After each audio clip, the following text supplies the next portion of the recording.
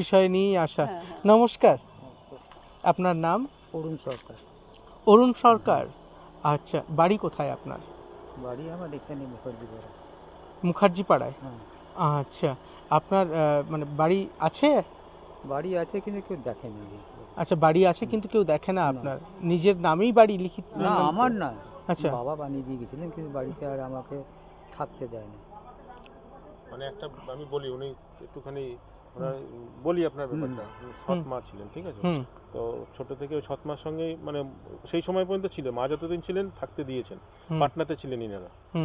তারপরে এখন আর যখন মা মারা গেছেন তারপরে থাকতে দেন না, তাও উনি কষ্টে এসেছিলেন। তারপর অনেক দিনই এইভাবেই মানে ঘুরছে খাচ্ছে যেইভাবে আর কি। হ্যাঁ, তো এখন তারপরে যখন বাড়ি থেকে একদম বিতাড়িত, তারপরে মহারাজ কটার দিনের জন্য থাকতে দিয়েছিলেন। উনিও তো একা মানুষ, ওনারও পক্ষে আর সম্ভব না যে ব্যবস্থাটা আমার মানে এদিক ওদিক করছিলেন। এই মহারাজের এখানে থাকার ব্যবস্থা আমার দেওয়ারই করে দিয়েছিলেন। কটা দিনের জন্য করে দিয়েছিলাম মহারাজ বলে, আমি দেখো আমি আমার যদি কিছু আমার যদি কিছু উনাকে কে দেখবো, উনার একটা গ্লাসে জল দেওয়ার খাওয়ানোর মতো কেউ নেই। সেই জায়গা থেকে বৌদি আমি তারপরে ও আমাকে একদিন বললো যে বৌদি এই ব্যাপার, একজন মানুষকে এরকম কি করা যায়। তখন আমি বললাম যে ঠিক আছে, আমার তো এরকম যোগাযোগ আছে একটা সাথে, এখন যেমন রাস্তায় বসছিল। হ্যাঁ, আচ্ছা। ওনাকে আমি বললাম না যে এক্ষুনি বসেছিল বাইরে বলে আমার দেওয়া নিয়ে গেল। মহারাজের যে একাই তালা দিয়ে চলে গেলে ওনার বেরোতেও পারবে না, ঢুকতেও পারবে না। কি একটা স্কুল আছে, এই হচ্ছে ব্যাপার। একদমই কিছু নেই এখন আর, নিঃস্ব মানে এই অবস্থা। না, নিঃস্ব হওয়ার পরিস্থিতির পেছনে তো কিছু একটা ওইটাই মানে বড় গল্প আছে, সেটা ওনার কাছ থেকে বিষয়টা একটু জানতে চাইছিলাম বিষয়টা। হ্যাঁ, তো যেটা বিষয়, আপনি বিয়ে শাদী কেন করলেন না? আমার সামর্থ্য ছিল না যে কাউকে খাওয়াবে, বুঝলেন না। আপনি তো কাজ করতেন বলছিলেন যে একটা কোনো দোকানে কাজ করতাম। দোকানে আর কত টাকা পাবো বলুন না। কিসের দোকানে কাজ করতেন? এই কোনো স্টেশনারি দোকান, ইয়ের দোকানে, মুদিখানা, এইসব দোকানে। মানে নির্দিষ্ট কোনো একটা দোকানে ছিলেন না আপনি? ভিন্ন ভিন্ন দোকান আপনি চেঞ্জ করেছেন। কত বছর করেছিলেন এমন ভাবে? তাও 3-4 বছর। ফিরে আসেন কত বছর এখানে? এখানে ফিরে এসেছি আমি 2000 সালে আপনি ফিরে এসেছেন। ফিরে আসার পর তখন তো মা ছিলেন, তখন বাড়িতেই থাকতাম। আচ্ছা। মা মারা যাওয়ার পরে তখন আর সেরকম কেউ থাকতেও দিতে চাইলো না। কেউ থাকতে দিতে চাইলো না বলতে? মানে বাড়ির ভাইরা এসে বললো যে না, তোকে আমরা আর খাওয়াতে পারবো না। কিন্তু যে জায়গাটা আপনার বাবার নামে, সেটা তো সমানভাবে অংশীদারিত্ব থাকছে। ভাগাভাগি হয়নি তো এখন। আচ্ছা, এখনো ভাগাভাগি হয়নি? তো সেগুলো আগামী কোনো পরিকল্পনা আপনার? এখন আমি চাই না এগুলো। আপনি হয়তো এখান থেকে চলে গেলেন, চলে যাওয়ার পরে পুনরায় আপনার ভাইরা দাবি করে আপনার কাছে গেল যে দাদা তুমি থাকতে থাকতে আমাদের নামে এই ঘটনাগুলো আমাদের সঙ্গে ঘটেছে, একজনকে আমরা রেস্কিউ করে নিয়ে গেছি, তারপরে তার যে অংশীদার যিনারা আছেন তিনারা দাবি করে আবার ওখান থেকে ছিনিয়ে নিয়ে এসেছেন। ছিনিয়ে নিয়ে আসার পরে ওনার উপরে প্রহার করে ওনাকে আবার ছেড়ে দেয়, আবার কল যায় আমাদের কাছে। এভাবে তো একজনের প্রতি পুরো সময় দেওয়া কিংবা আমরা হ্যারেস হচ্ছি সেই জায়গায়, এটা তো পসিবল নয়। আমরা এখানে সমাজসেবামূলক কাজের জন্য নেমেছি, কিন্তু কারোর পারিবারিক কোনো ম্যাটারের সঙ্গে আমরা কখনোই ইন্টারফেয়ার করব না এবং জড়াতেও চাইবো না, তাই না? তো সেই জায়গাগুলো যাতে সৎ মায়ের সম্পত্তি তো সৎ ছেলের কোনো অধিকার থাকে না। আমি যদি আপনাকে একটু ক্লিয়ার করে বলি, উনি হয়তো সেভাবে বলতে পারছেন না। দেখুন একটা কথা, আমিও নিজে একজন সোশ্যাল ওয়ার্কার যেহেতু, সেহেতু আমার অনেক এক্সপিরিয়েন্স আছে এগুলোতে। মা মারা যাওয়া, বিশেষ করে নিজের মা না থাকলে, সম্পত্তি না বাবার নামে, মায়ের নামে, সৎ মায়ের নামে, তাহলে সেটা বলুন। হ্যাঁ, সৎ মায়ের নামে। তা সৎ ছেলেকেই দেবে, বুঝতেই পাচ্ছেন নিজের ছেলেদের মধ্যে কতটুকুই থাকে আর সৎ ছেলের জন্য কতটুকু থাকে।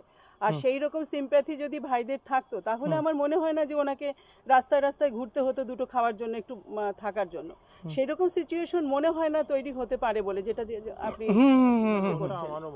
এটা এই ধরনের আমি তো আছি এখানে, কোনো অসুবিধা নেই। আমার বাড়ি এখানে, আপনি যেদিক দিয়ে এলেন ওখানেই আমার বাড়ি। ওখানে মোড়ের মাথা যদি খেয়াল করতেন দেখতেন বাড়িটা আমার। যদি চান এদিক দিয়ে গেলে আমি দেখিয়ে দেবো, কোনো সমস্যা নেই। আর যার জন্য আমি বলছি যে এরকম কোনো কিছু হবে না আশা করছি। আর হলেও সৎ ছেলের কাছে কখনোই যাবে না, ওরা চাইবে যে ও গেছে তো বিদেয়ী হয়েছে তো বেঁচে গেছি, তো আমার মায়ের জিনিস আমরাই পাবো। আমার মনে হয় ওনারও কোনো, আমি কথা বলেছিলাম, আপনি যেটা ওনার এসব কোনো দাবি নেই। আমি যদি ওখানে চলে যাই, আমি থাকতে আমার আর পেছন টান কিছু নেই। ওনার পিছুটান নেই বলে উনি বলছে আমি একটু মানে থাকা খাওয়ার জায়গা পেলেই আমার আর জীবনে কিছু চাওয়ার নেই আর কি।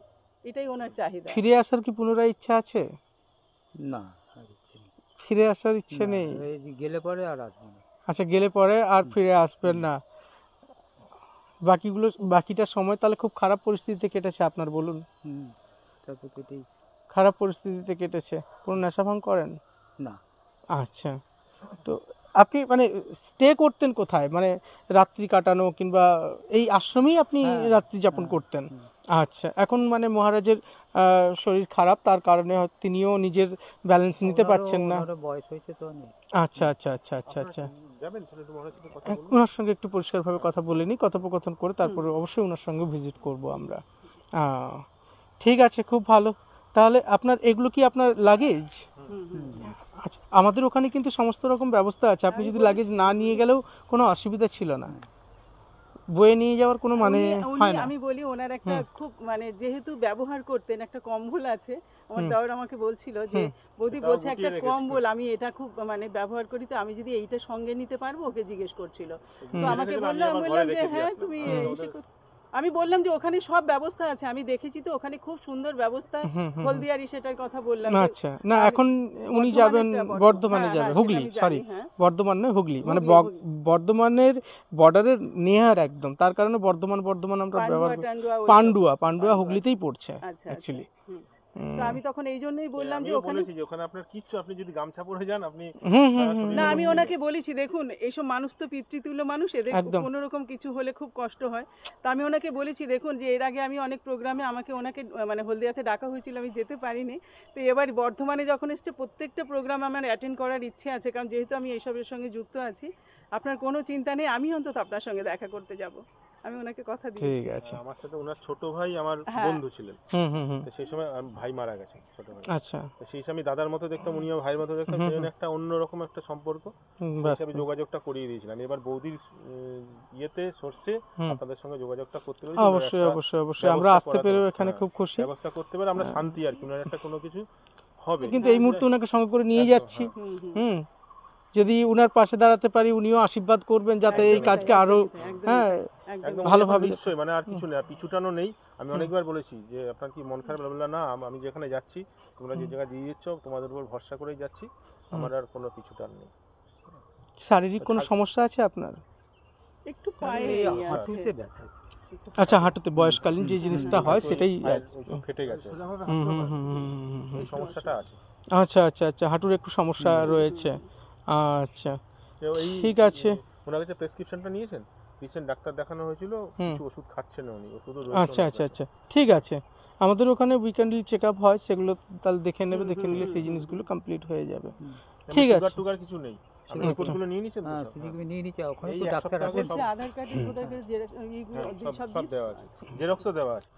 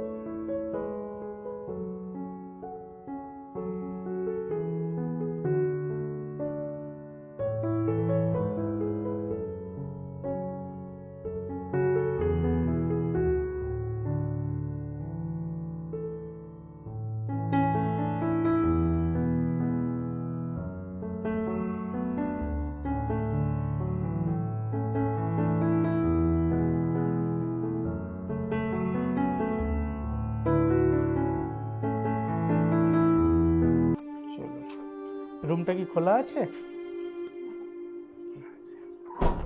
বসুন একটা বেডে।